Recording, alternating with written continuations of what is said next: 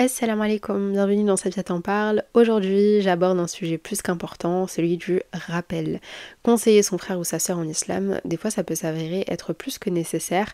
Pourquoi? Parce que ça peut arriver à chacun d'entre nous de s'égarer, de se laisser absorber par les tentations de ce monde, par les péchés, de mal pratiquer notre religion sans même le savoir. Et dans ce cas-là, un rappel ou un simple conseil peut nous permettre de nous remettre dans le droit chemin. Alors dit comme ça paraît plutôt simple, mais c'est pas vraiment le cas.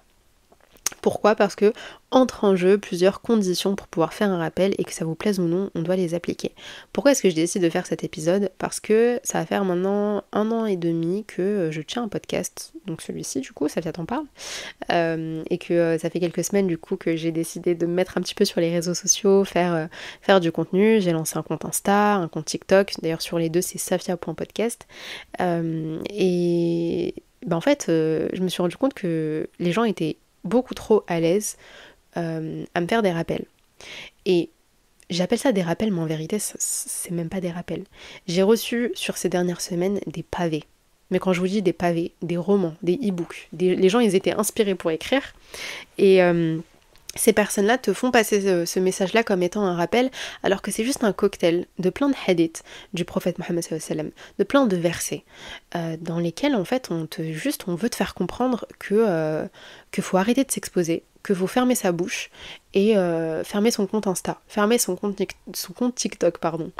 Alors que sur ces comptes-là, je fais la promotion en fait de mes épisodes de podcast, donc je comprends pas. Vraiment, des fois, je comprends pas. Et je sens que l'intention derrière, elle est pas bonne, et que l'intention derrière, c'est juste de me dire de la fermer. Je suis désolée d'employer ce mot comme ça, mais c'est un peu le cas.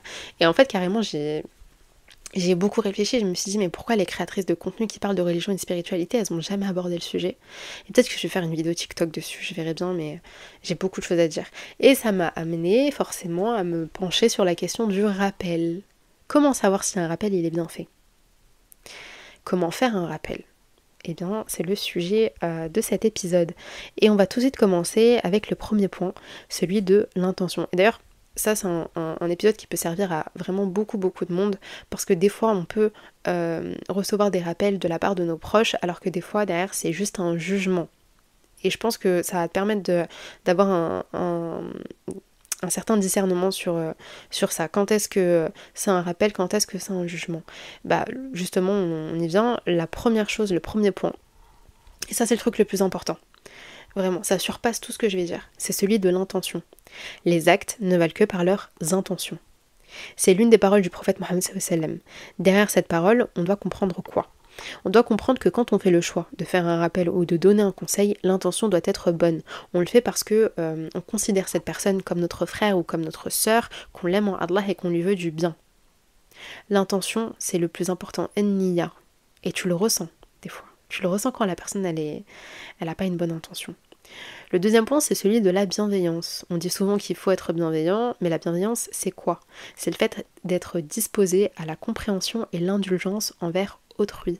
Et devinez quoi? Dans Surat Al-A'raf, verset 199, Allah a dit « Montre-toi indulgent, virgule, incite les hommes à la vertu et détourne-toi des ignorants ». Quand on incite les gens au droit chemin, on se doit d'être bienveillant, donc indulgent avec eux. Mais des fois la question c'est pourquoi? Parce que après tout, on est musulmans. Eh bien, même si on est tous musulmans, qu'on est frères et sœurs, on ne part pas tous de la même éducation religieuse, du même niveau. Notre foi n'est pas au même niveau qu'autrui, vu qu'on chemine tous différemment. Donc dans tes propos, il faut prendre en compte ces paramètres. Et je tiens à souligner ce point qui, à mes yeux, est vraiment très pertinent, c'est que dans Surat Al-A'raf, Allah il a dit, je répète le verset, montre-toi indulgent, virgule, incite les hommes à la vertu. Il n'a pas dit incite les hommes à la vertu et après montre-toi indulgent, non. D'abord il faut que tu sois indulgent et ensuite tu incites les hommes à la vertu. Il y a un sens en fait, il y a un ordre ici. Le troisième point c'est celui de l'humilité. Être humble, c'est une énorme qualité. Et quand une personne, tu vois, elle fait un rappel, ça veut dire quoi? C'est-à-dire que Allah il l'a mis dans une position où cette personne-là, elle a pu voir une erreur. Elle a pu voir un péché. Elle a pu voir quelque chose qui n'allait pas chez cette personne. Donc, ça veut dire quoi? Ça veut dire qu'elle a fait preuve de discernement. Sauf que ce discernement, il peut disparaître dès qu'il va y avoir une baisse de foi.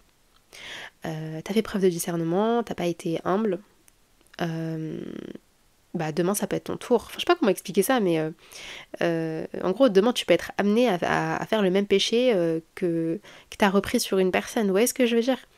Et le prophète Mohammed sallallahu alayhi wa sallam, il en a parlé, il a dit Allah m'a révélé que vous devez être humbles les uns envers les autres, de sorte que nul ne se prétende supérieur aux autres ou ne les traite injustement. Déjà sur le plan de l'injustice, sur le plan de la supériorité, on se doit d'être égaux les uns envers les autres dans nos paroles.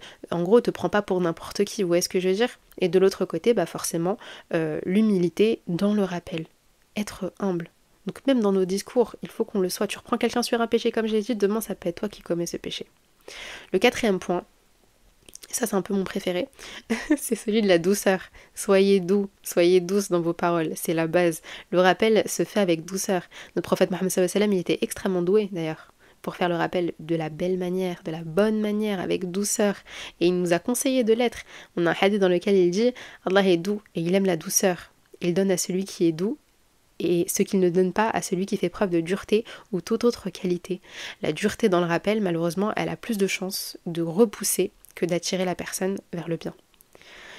On appelle au bien, donc on se doit de le faire de la meilleure des manières, avec douceur. Quelqu'un qui te gueule dessus, quelqu'un qui utilise des mauvaises paroles, quelqu'un qui a un mauvais comportement et qui te reprend justement sur un manquement, sur un péché ou autre, déjà de une, tu vas être dégoûté de cette personne-là, et de deux, j'arrive même plus à parler, tu n'auras pas envie de cheminer vers le bien. C'est comme ça qu'on arrive à dégoûter les gens de la religion d'ailleurs. C'est parce que des fois, ces mêmes prédicateurs, ces mêmes personnes qui font des rappels ne le font pas de la bonne manière. Ils oublient que la douceur est un point important. Alors oui, certains vont vous dire « Ouais, non, mais de toute façon, il faut être ferme. Le prophète Mohammed sallallahu alayhi wa sallam, lui aussi, il était ferme. Ceci, cela. » Fermeté ou pas fermeté, la douceur doit être présente dans le rappel. Le but, c'est d'attirer la personne vers le bien, de l'aider à cheminer vers le droit chemin. C'est pas de l'éloigner. Et ça passe par cette qualité-là. On a le point de la discrétion aussi. Ça, je tenais quand même à en parler. Faire le rappel avec discrétion, ça veut dire quoi? Ça veut dire qu'on n'affiche pas la personne devant tout le monde. On ne reprend pas la personne en public. On lui fait le rappel, on lui donne un conseil en privé. Le but, c'est pas de l'humilier. Le but, c'est pas d'attirer l'attention sur elle, que tout le monde constate l'erreur que cette personne a fait, que ce soit dans la vraie vie ou sur les réseaux sociaux aussi. Parce que aujourd'hui, c'est trop facile de cliquer sur n'importe quelle vidéo d'une femme voilée. J'ai utilisé cet exemple-là parce que c'est une dinguerie. Tu cliques sur n'importe quelle femme qui porte le voile, tu auras toujours quelqu'un qui lui dira quelque chose en commentaire. Les ongles, le maquillage, ton cou, tes cheveux, on voit ceci, on voit cela. Toujours. Qu'est-ce qui t'empêche d'envoyer un message en privé? Et qu'est-ce qui t'empêche de passer ton chemin? Parce que d'ailleurs, on reprend les gens sur tout et n'importe quoi de nos jours.